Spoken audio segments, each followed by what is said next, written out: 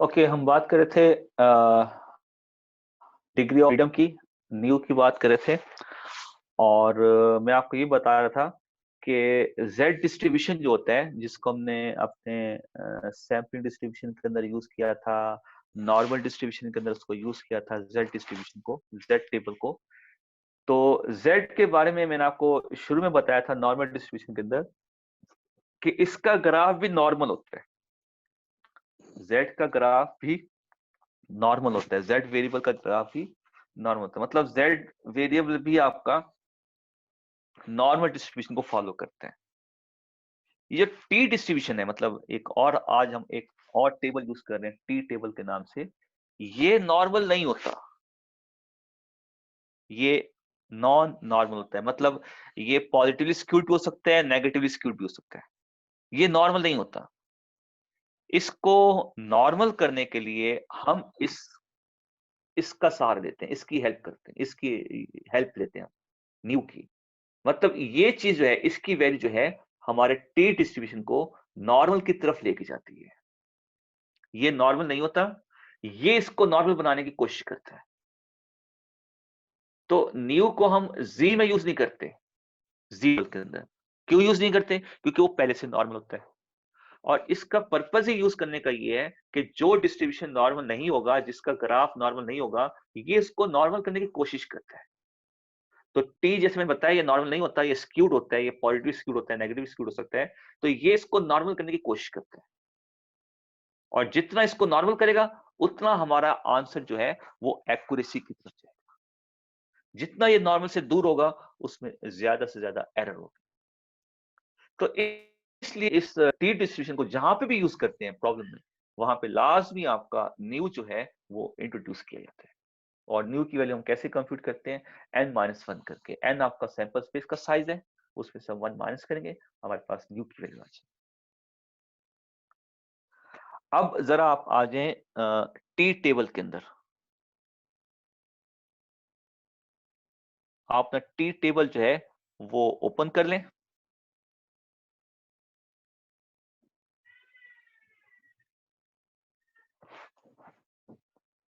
Tea table जब आप open करेंगे, आप देखिएगा उसके फर्स्ट कॉलम में आपको वैल्यूज जो है वो इस टाइप की नजर आएंगी, जस्ट लाइक टी टेबल।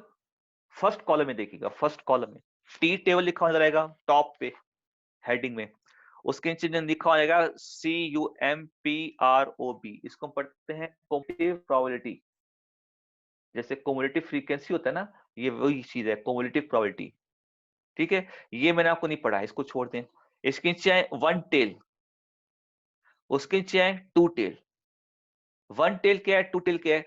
जब आपका रिजेक्शन रीजन जो होता है वो दोनों साइडों पे होता है, इसको टू टेल कहते हैं। ठीक है, ये टू टेल है क्योंकि इसका रिजेक्शन रीजन लेफ्ट पे भी है, राइट पे भी है।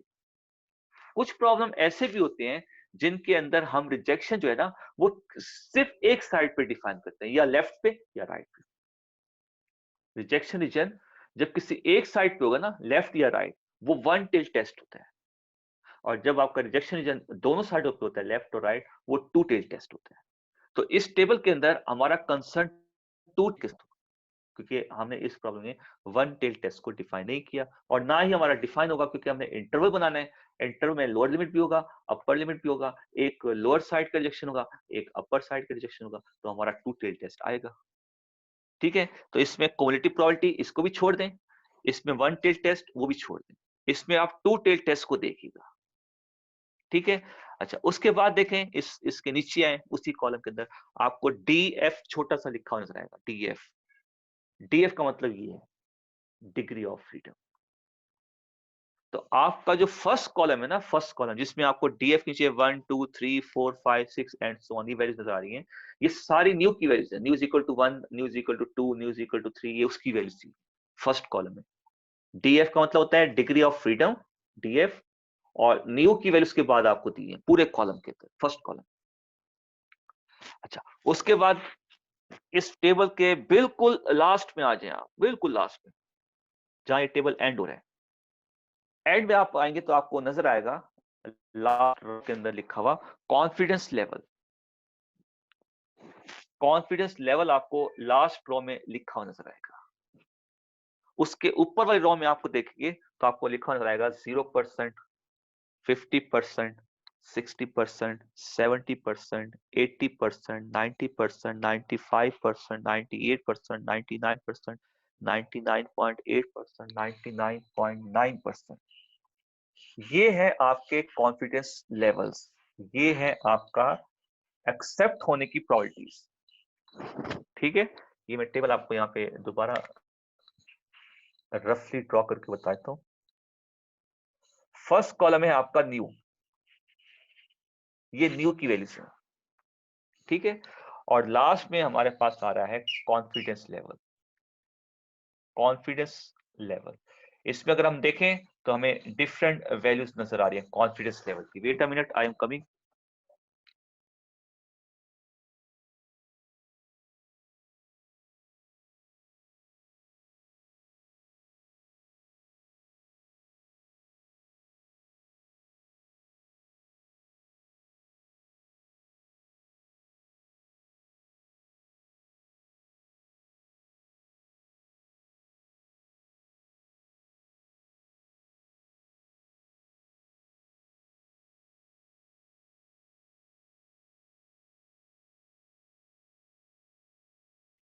तो जब आप इस टेबल के अंदर से अपनी वैल्यू पिक करेंगे फार्मूले के अंदर पुट करने के लिए, तो आपने देखना है आपका कॉन्फिडेंस लेवल क्या है, जस्ट लाइक 99%।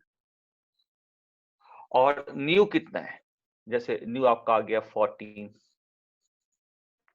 14 के सामने और 99% के ऊपर ये जो भी वैल्यू होगी इसको आप पुट करेंगे T alpha by 2 at nu की जगह पर। फार्मूले के अंदर इस पूरे वैल्यू की जगह आप इसका ये वाला पॉइंट पुट करेंगे जो आपने टेबल से पिक करना है। ये क्वेश्चन में गिवन होगा, एन क्वेश्चन में गिवन होगा। ठीक है, स्मॉल एन क्वेश्चन में गिवन होगा, कॉन्फिडेंस लेवल क्वेश्चन में गिवन होगा। आपने जब टेबल से वैल्यू पिक करनी है, इस लेवल को सामने रखते हुए न्यू को कैसे कंप्यूट करेंगे, n-1 करके 14 आ जाएगा। 14 के सामने 99% के ऊपर ये जो भी वैल्यू है ये आप पुट करेंगे टी अल्फा बाय 2 न्यू। इस पूरे की जगह आप इस वैल्यू को पुट करेंगे फार्मूले में जाकर, और फिर फर्दर फार्मूले में जो भी है एक्स बार की वैल्यू है वो भी पुट करेंगे और फिर ऐड करेंगे, सब्ट्रैक्ट करेंगे उस बस इसमें से आपने इसी तरह से वैल्यूज को पिक करना है। कॉन्फिडेंस लेवल न्यू, न्यू के सामने कॉन्फिडेंस लेवल 99 है, 98 है, 95 है, जो भी है एज। तो अभी हम करेंगे इसके प्रॉब्लम, फिर हम इसकी वैल्यूज को जो है टेबल के अंदर से पिक करेंगे। बाकी जी टेबल का आपको पता है जैसे यूज करना है उसको। जी की वैल्यू जो है हम जब भी कंप्यूट करेंगे 2 डेसिमल पॉइंट तक कंप्यूट करेंगे। ठीक है, वो जैसे हमने नॉर्मल डिस्ट्रीब्यूशन के अंदर उसको यूज किया था, सैंपलिंग डिस्ट्रीब्यूशन के अंदर यूज किया था, अब हम उसको एस्टिमेशन थ्योरी में भी वैसे यूज करेंगे। ठीक है, अब हम आते हैं अपने फर्स्ट प्रॉब्लम की तरफ।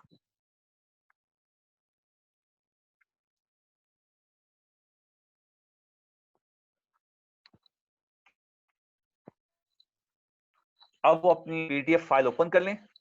मैं क्वेश्चन को यहाँ पे लिखूंगा नहीं, ठीक है, मैं उसको रीड कर दूंगा ऐसी वर्बली और उसको फिर सॉल्व कर दूंगा। तो आप उसमें से जो है फाइल में से आप देख लें, मैं इसको पढ़ रहा हूँ क्वेश्चन को।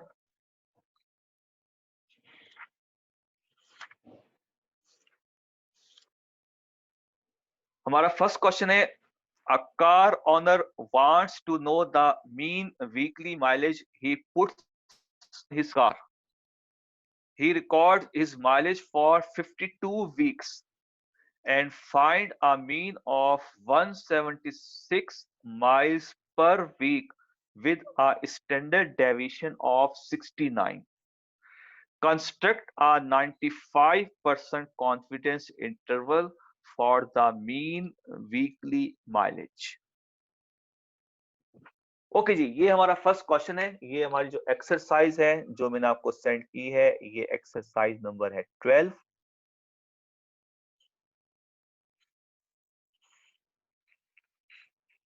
इसका है ये फर्स्ट क्वेश्चन।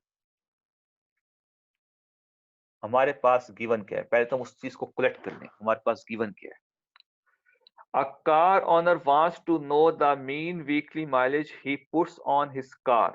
Full stop. अब गौर से देखिएगा इसको, फुल स्टॉप आ गया कार के बाद।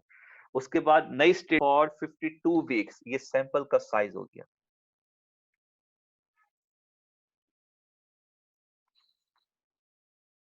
And find a mean of 176। Sample draw करने के बाद उसने मीन को फाइंड किया, इसका मतलब है सैंपल का मीन। सैंपल के मीन को हम एक्स बार के साथ लिखते हैं। 176 माइल्स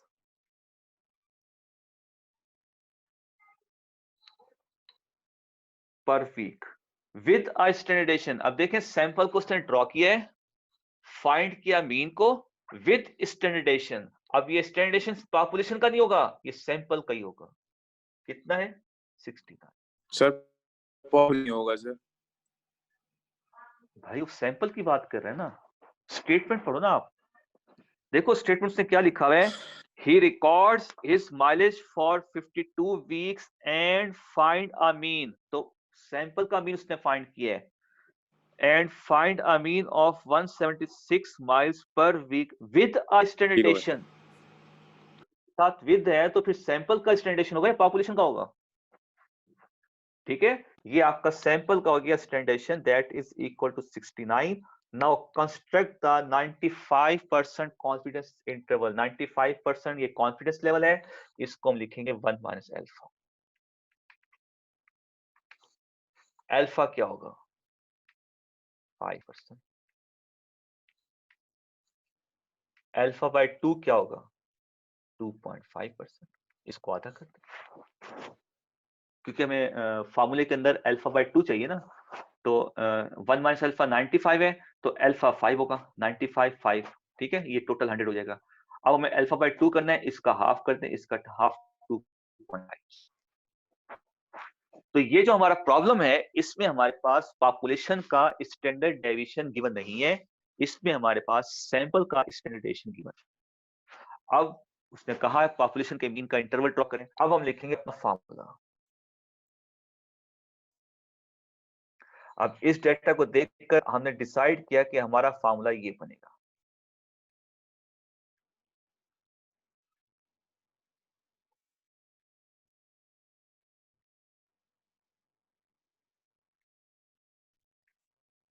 ये फार्मूला हमारा बनेगा। अब आप इस फार्मूले के अंदर अपनी वैल्यूज को पुट कर दें।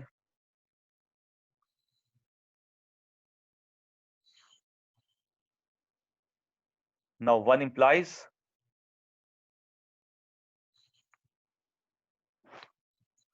मैं इस फार्मूले को लिख रहा हूं, ठीक है, इसको क्लोज करके फिर मैं वैल्यूज को कंप्यूट करके उसको ओपन कर दूंगा, क्योंकि मेरे पास आगे स्पेस नहीं है, तो इसलिए मैं इसको क्लोज कर देता हूं। अच्छा, इसमें वैल्यूज पुट करते हैं।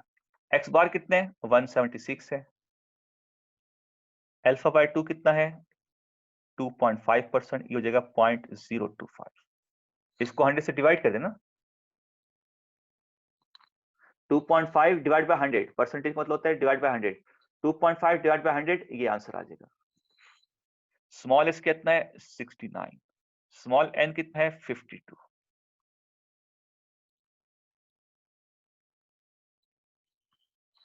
ये 176 वैसे का वैसे आ गया प्लस। अब हम जाएंगे जेड टेबल के अंदर। जेड टेबल में जाके 0.02500 इसको एरिया वाली जगह पे फाइंड करेंगे, जहां पे हमारे पास बहुत सारे एरियाज पड़े हुए ना, वहां पे इसको फाइंड करेंगे। एग्जैक्ट ये भी हो सकता है, और अगर एग्जैक्ट ये नहीं होगा तो इसका नियरेस्ट, इसकी जो भी नियरेस्ट वैल्यू होगी, फिर उसको लेफ्ट साइड पे देखेंगे, ये z का कौन सा पॉइंट है, और फिर उसको टॉप साइड पे देखेंगे कि यहाँ पे z का कौन सा पॉइंट आ रहा है, उसको इसकी जगह लिखें। तो आप भी देखें, मैं 0.02500 ये एरियाज में किस जगह पे लिखा हुआ है।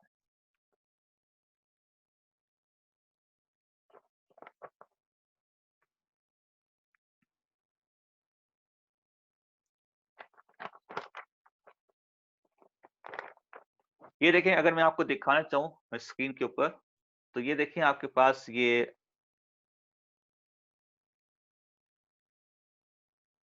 बाल पॉइंट से मैंने इसको लाइन को सर्कल किया हुआ है 0.2500। एग्जैक्ट आपको एरिया नजर आ रहा है। अच्छा, ये एरिया किसके सामने है जी? ये एरिया आपका आ रहा है -1.9 के सामने, -1.9 के सामने। और टॉप साइड से देखें तो ये आ रहा है 06 के नीचे आ रहा है, ये 06 के नीचे आ रहा है 0.02500। और लेफ्ट साइड से ये बन रहा है -1.96। साइन को आपने नहीं उठाना,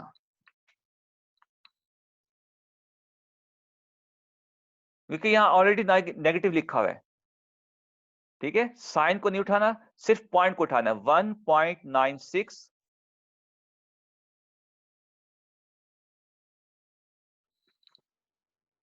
तो यहां पे आपको टेबल मिल रहा है -1.9 और यहां पे आपको टेबल मिल रहा है 0.06।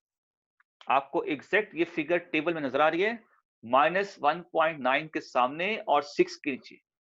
तो मैंने इसको लिखा है 1.96 विदाउट साइन। ठीक है, यहाँ पे साइन नहीं लिखेंगे क्योंकि यहाँ पे पहले से नेगेटिव पड़, तो हम यहाँ पे इसका साइन दोबारा नहीं लिखेंगे, सिर्फ पॉइंट को लिखेंगे 1.96। बस अब कुछ भी नहीं करना, इसका स्क्वायर रूट लेंगे, इसको डिवाइड करेंगे, इसके साथ मल्टीप्लाई करेंगे, इसके अंदर एक दफा ऐड कर देंगे, एक दफा सब्ट्रैक्ट करेंगे। जब ऐड करेंगे वो हमारा अपर पॉइंट आ जाएगा, जब माइनस करेंगे वो हमारा लोअर पॉइंट आ जाएगा। नाउ दिस इंप्लाइज एक्स बार हमारा 176 माइनस, अब इसी को लिख रहे हैं यहाँ पर माइनस,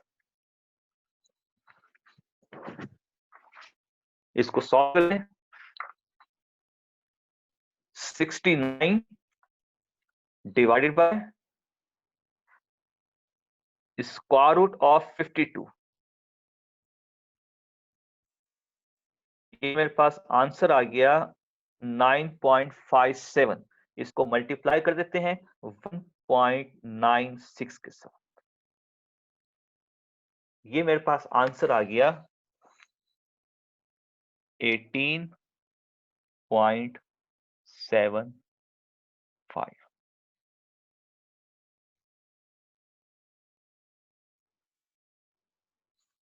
ठीक है, ये ओवरऑल इसका मेरे पास आंसर ही आ गया। अब एक दफा मार दें और एक दफा इसको प्लस कर दें, तो 176 माइनस 18.75 माइनस किया तो इसका आंसर आपके पास आ गया 157.25। और एक दफा इसको ऐड कर दें 176 प्लस 18.75। ऐड करने से आपके पास आंसर आ गया 194.75। ये है आपका required confidence, sorry, interval estimation of population. ये आपका आंसर है।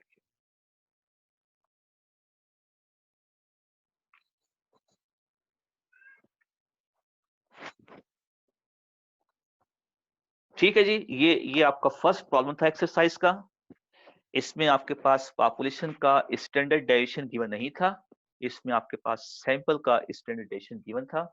आपने उसके रिस्पेक्ट से अपना फार्मूला डिसाइड किया और उसके अंदर डेटा की वैल्यूज पुट करके जेड टेबल से जो है उसकी वैल्यू पिक की और आपने क्वेश्चन को सॉल्व किया। ठीक है, इतना मुश्किल नहीं है क्योंकि जेड टेबल को आपने पहले यूज किया हुआ है, यहाँ पे आपने दोबारा वो यूज किया है।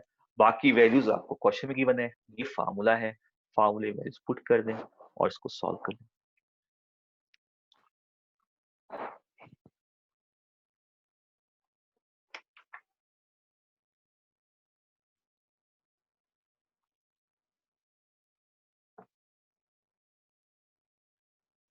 ठीक है जी, अब हम आते हैं इसी एक्सरसाइज के नेक्स्ट प्रॉब्लम की तरफ।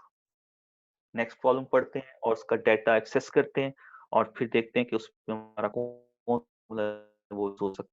क्वेश्चन में देखें, a normal population of times has a standard deviation of 0.235 second. A random sample of 16 items from the population has a mean 14.07 second. Calculate 90% confidence interval for the population mean. अब देखिए इसकी statement पे गौर करें, इसकी wording पे गौर करें। A normal population of time has a standard deviation. आपको क्या बता रहा है? नॉर्मल पॉपुलेशन का स्टैंडर्ड डेविएशन 0.35 सेकंड है। फुल स्टॉप, स्टेटमेंट खत्म हो गई। अब इसका क्या मतलब हुआ? आपको क्वेश्चन नंबर 2 के अंदर सिग्मा गिवन है, पॉपुलेशन का स्टैंडर्ड डेविएशन सिग्मा वो गिवन है आपके पास। फिर उसकी नेक्स्ट स्टेटमेंट देखें, a random sample of 16 item, ये आपका सैंपल का साइज हो गया। सैंपल का साइज ड्रॉ करने के बाद from the population has a mean, अब उस सैंपल का मीन बता रहा है आपको 14.07। अब देखिए इसके आगे उसने स्टैंडर्ड डेविएशन को डिफाइन नहीं किया, सैंपल के बाद मीन को डिफाइन कर रहा है, स्टैंडर्ड डेविएशन को डिफाइन नहीं कर रहा। इसका क्या मतलब हुआ कि इस क्वेश्चन के अंदर सैंपल का स्टैंडर्ड डेविएशन नहीं है, जबकि फर्स्ट स्टेटमेंट के अंदर उसने पॉपुलेशन का सिग्मा, पॉपुलेशन का स्टैंडर्ड डेविएशन दिया हुआ है। जैसे मैंने कहा था ना कि अगर पॉपुलेशन का होगा तो सैंपल का नहीं होगा, और अगर सैंपल का होगा तो पॉपुलेशन का नहीं होगा, ये ध्यान में रखिएगा। तो जब आपको पॉपुलेशन का मिल गया ना, तो आप समझे अब सैंपल का गिवन नहीं होगा, उसने सैंपल का दिया नहीं है, बस मीन देकर उसने फुल स्टॉप कर दिया, स्टेटमेंट खत्म हो गई। ठीक है, उसके बाद आपसे कहता है कि 90% कॉन्फिडेंस इंटरवल जो है वो आपने ड्रॉ करना है पॉपुलेशन के मीन का। इसका डाटा एक्सेस करते हैं और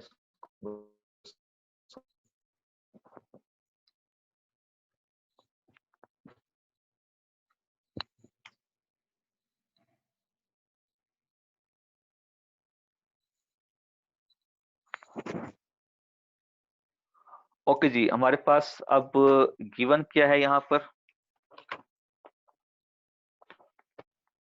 सेम पॉपुलेशन का स्टैंडर्ड डेविएशन, ये हमारा क्वेश्चन 2 हो गया। हमारे पास सिग्मा गिवन है 0.235। उसके बाद उसने सैंपल का साइज दिया हुआ है 16। उसके बाद उसने सैंपल का मीन दिया हुआ है 14.07।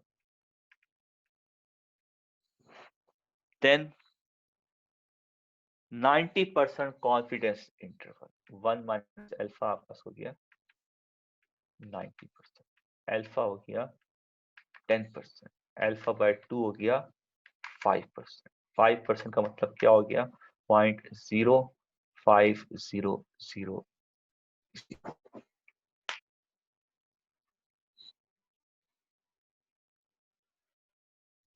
उसने क्या कहा आपसे? कॉन्फिडेंस इंटरवल ड्रॉ करना। फॉर्मूला लिखेंगे,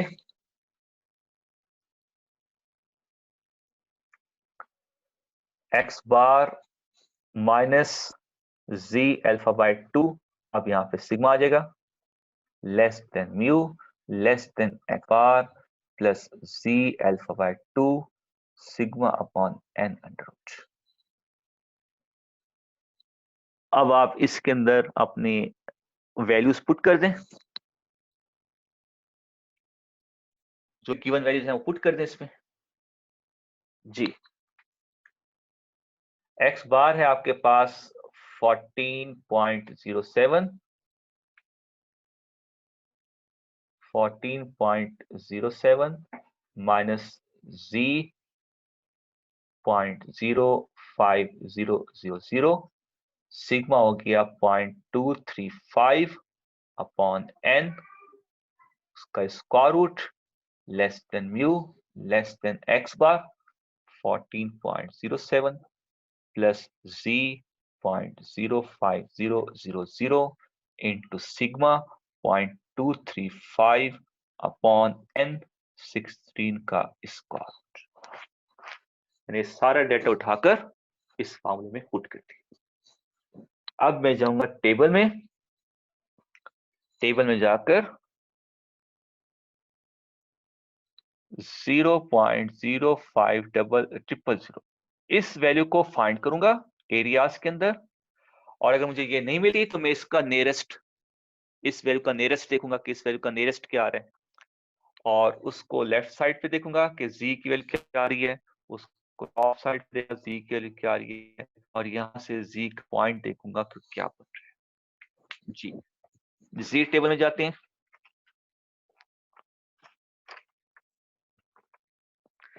जीरो 0.05000, इसको तलाश करें जी, कहां पर पड़ा हुआ ये, या इसका नियरेस्ट।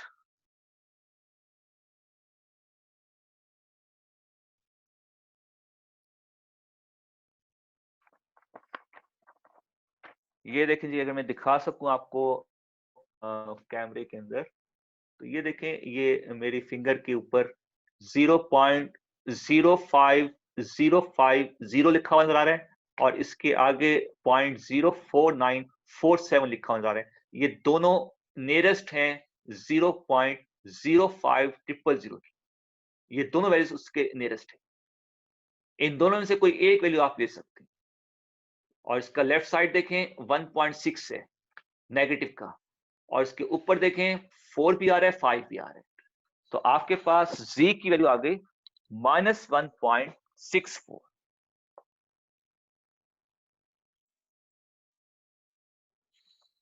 -1.6 के सामने और 4 के नीचे जो वैल्यू आपको नजर आ रही है वो कुछ इस तरह से है, 0.05050।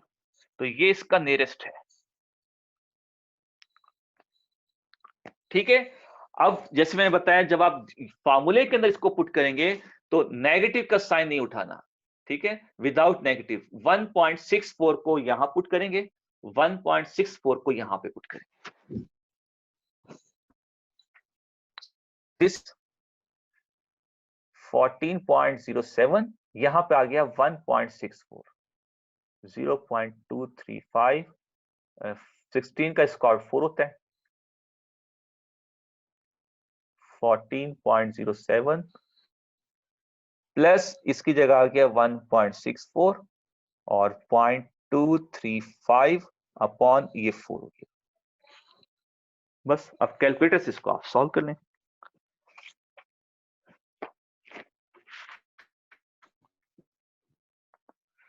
ओके, 0.235 डिवाइड बाय 4, ये आंसर आ गया। इसको मल्टीप्लाई कर देते हैं 1.64 से, तो ये आंसर आ गया आपके पास 0.09635।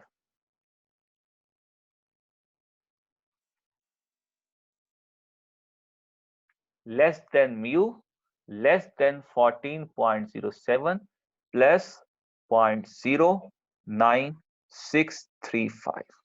अब एक दफा माइनस करें, एक दफा ऐड कर दें इसको, प्लस 14.07 ऐड होने के बाद इसका आंसर आ गया 14.17, और सब्ट्रैक्ट होने के बाद इसका आंसर आ रहा है 14.07 माइनस 0.09635, माइनस होने के बाद इसका आंसर आ गया 13.97।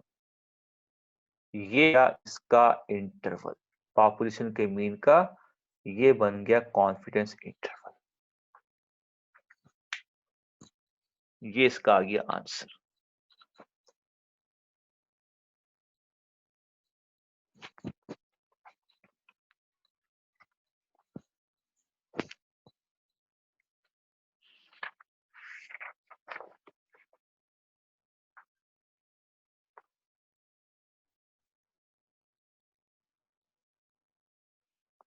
ओके जी, हमारा टाइम एंड हो रहा है ब्रेक का मतलब सेशन हमारा एंड हो रहा है, तो फिर ले लेते हैं, ब्रेक लेते हैं। उसके बाद फिर हम एक और क्वेश्चन सॉल्व करते हैं टी टेबल के रिस्पेक्ट से। ठीक है, हम नेक्स्ट एक क्वेश्चन और सॉल्व करते हैं टी टेबल के रिस्पेक्ट से।